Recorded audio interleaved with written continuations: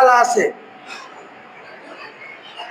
সিজদা আমরা করি, সিজদা করার সময় এই পাটা এভাবে দুই পা লেগে যেতে হবে, পাটা আমরা ফাঁকা করি।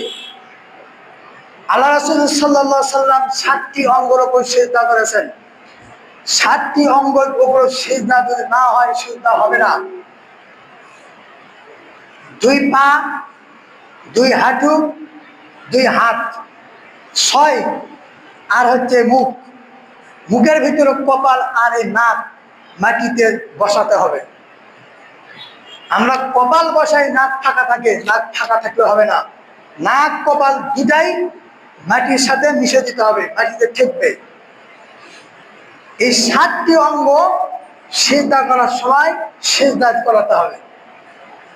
আমরা সিজদা করি, পা ফাঁকা রাখি, পা ফাঁকা রাখা যাবে না।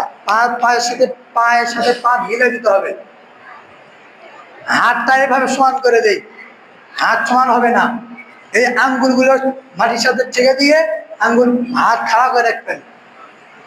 বুকের মাঝখানে ফাঁকা থাকবে, একটা বকরি বাচ্চা যেন ঢুকতে পারে এরকম জায়গা।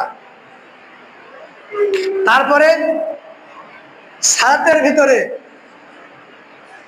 আমাদের ধৈর্য, সালাতের শেষে ধৈর্য কম হয়। একজন মুসল্লি সালাত করতেছে, তার সামনে দিয়ে অতিক্রম করতেছি। আবু হুরায়রা বর্ণিত, তিনি বলেন রাসূল সাল্লাল্লাহু আলাইহি ওয়াসাল্লাম বলেছেন, ইযা সাল্লা আহাদুকুম ইলা শাইইন ইয়াসতুরুহু মিনান নাস, তোমাদের কেউ যখন সালাত করবে তখন সে সুতরা দিবে, সামনে সে সুতরা দিবে, পর্দা দিবে। ফাইদা আরাদা আহাদুন আইয়াজতাযা বাইনা ইয়াদাইহি, এরপরে যদি কেউ সামনে দিয়ে যেতে চায় তাহলে সে এভাবে হাত দিয়ে সাবধান করে দিবে। ফাইন আবা, যদি সে অস্বীকার করে, তারপরও কিছু তেরা আছে, হাত দিয়ে এভাবে সতর্ক করছে, তার মানে সালাত করতেছে, সামনে দিয়ে যাওয়া যাবে না, তারপরও সে তেরামি করে যায়।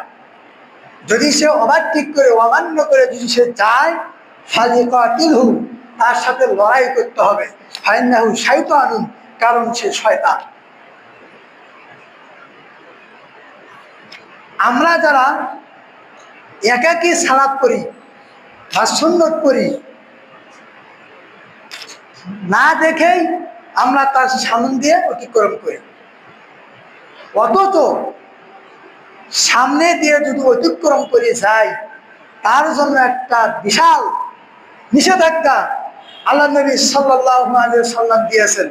আবি জুহাইম বিন হারিস থেকে বর্ণিত, তিনি বলেন রাসূল সাল্লাল্লাহু আলাইহি ওয়াসাল্লাম বলেছেন, লাউ ইয়ালামুল মারু বাইনা ইয়াদাল মুসাল্লি লা ইয়াকিফা আরবাঈনা খায়রাল লাহু মিন ইয়ামুররা বাইনা ইয়াদাইহি, একজন ব্যক্তি সালাতের সামনে দিয়ে অতিক্রমকারী, সে যদি জানতো মাযা আলাইহি মিনাল ইসমি, মুসল্লির সামনে দিয়ে অতিক্রম করার কারণে কি পাপ রয়েছে, সে যদি জানতো লা আকিফা আরবাঈনা খায়রাল লাহু মিন ইয়ামুররা বাইনা ইয়াদাইহি, তাহলে মুসল্লির সামনে দিয়ে অতিক্রম করার চেয়ে সে 40 দাঁড়িয়ে থাকাকে উত্তম মনে করত। এখানে আরবাঈন বলছেন, আরবাঈন 40 সেকেন্ড, 40 মিনিট, 40 ঘন্টা, 40 সপ্তাহ, 40 মাস, 40 বছর, 40 কি এটা উল্লেখ করে নেয়। তবে ইমাম বাজ্জার রাহিমাহুল্লাহ তিনি বলছেন আরবাঈনা খরিফান, 40 বছর। 40 বছর দাঁড়িয়ে থাকা সালাতের সামনে দিয়ে অতিক্রম করার চেয়ে 40 বছর দাঁড়িয়ে থাকাকে উত্তম মনে করত।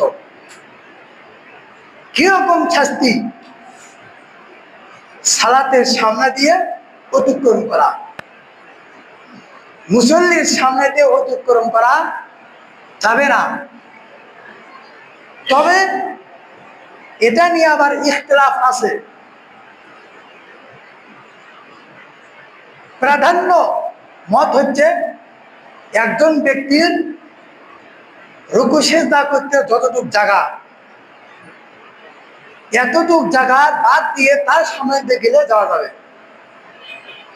রুকু সিজদার যতটুক জায়গা সেটা বাদ দিয়ে তার সামনে দিয়ে যাওয়া যাবে, কিন্তু রুকু সিজদার যতটুক জায়গা তার ভেতর দিয়ে যাওয়া যাবে না। এটাই ঠিক। রুকু সিজদা করতে যতটুক জায়গা দরকার সেই সামান দিয়ে ভেতর দিয়ে যাবেন না। আল্লাহ রাব্বুল আলামিন আমাদের সকলকে নবী সাল্লাল্লাহু আলাইহি ওয়াসাল্লামের দেখা মতো তার পদ্ধতি মতন সালাত আদায় করার তৌফিক দান করে আমিন। আমরা যারা সালাত পড়তে আসি